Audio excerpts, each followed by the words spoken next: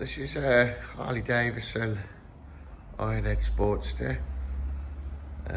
As you can see, it's got no forks on, so I've got it hanging from the stacker truck.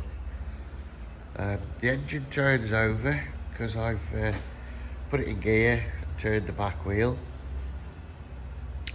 It's a, I don't know, parts bike or project, whatever you want to call it.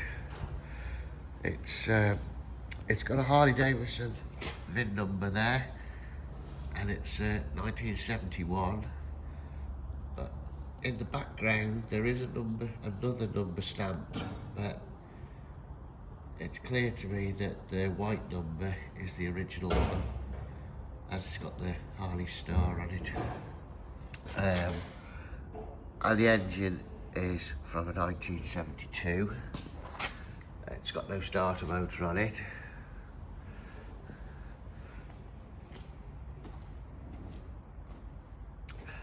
Nice oil tank.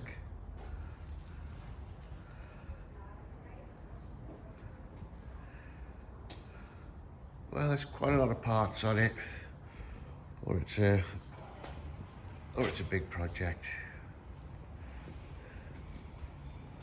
If you're interested, get in touch. It'll be on eBay.